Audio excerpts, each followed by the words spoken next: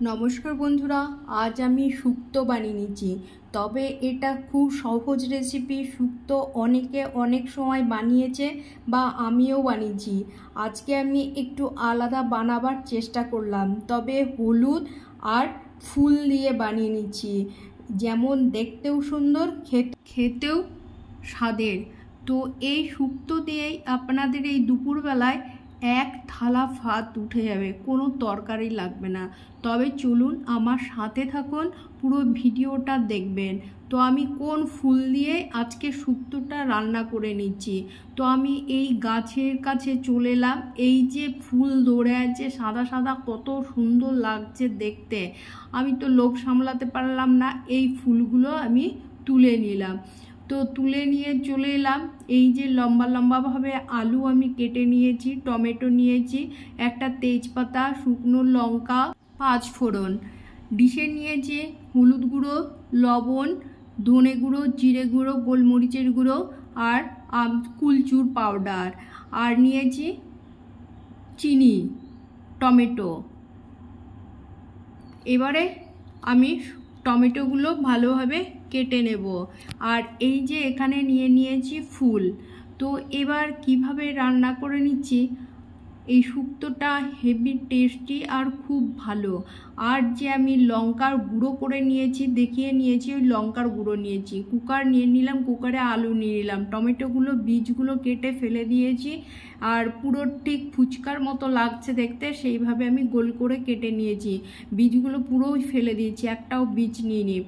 মুখটা কেটে বাদ দিয়ে নিয়েছি। এবার ওই আলুর সাথে টমেটো নিয়ে নিলাম, টমেটো 8 থেকে 9টা টমেটো নিয়ে নিলাম। এবার আপনাদের পরিমাণ মতো নেবেন, আলু যেমন নেবেন টমেটো নেবেন। বেশ টক টক, খুব টেস্ট। আপনারা একবার ট্রাই করে নেবেন, দেখবেন ভালো লাগবে। এখানে 1 চিমটে হলুদ নিয়ে নিলাম আলু আর টমেটোর সাথে। আর পরিমাণ মতো আলুর ভেতরে লবণ ঢুকবে, সেই জন্য লবণ বা নুন আমি নিয়ে নিলাম। 3টে লঙ্কা নিয়ে নিলাম, 3 থেকে 4টে। এবার চায়ের কাপে 1 কাপ জল নিয়ে নিলাম, গ্যাস অন করে নিলাম। এবার ওই গ্যাসের মধ্যে আমি কুকার বসিয়ে নিলাম, একটা সিটি পড়বে, নামিয়ে নেব। সিটি পড়ে গেছে, এবার আমি নামিয়ে নিলাম। 5 মিনিট রাখবো। এবার ফিরে এলাম, ঢাকা চাপা খুলে নিলাম।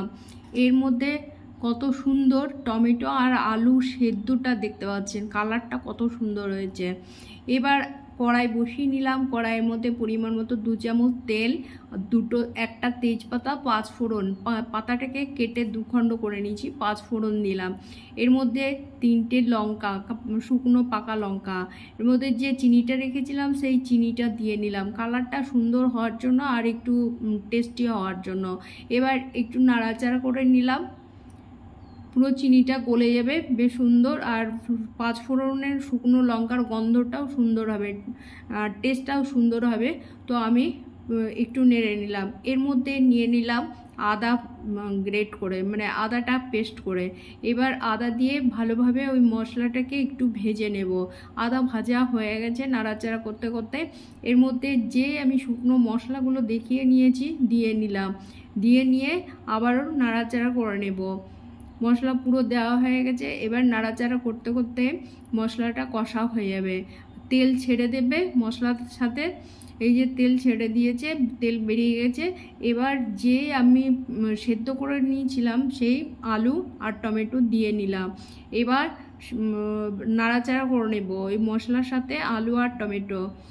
এই যে 2-1টা হয়তো আলু সেদ্ধ ভেঙে গেছে, তো গোটায় পুরো আলু থাকবে, খেতেও টেস্ট। আবার এই টাইমটা, এই গরমের সময় এই টাইমটা এইভাবে শুক্তো রান্না করলে আপনাদের কোনো তরকারি লাগবে না, এই শুক্তো দিয়ে পুরো 1 থাল ভাত খেয়ে নিতে পারবেন।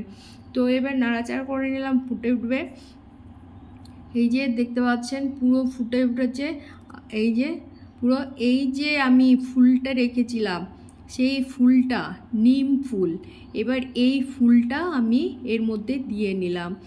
তো এই ফুলটা অনেকটা বরুল ফুল বলে, দেখেছেন কিনা জানি না, বরুল ফুল সেই ফুলের মতো লাগে, তো বা গিমা শাকের ফুলের মতো। তো এবার আমি দিয়ে নিয়ে এলাম।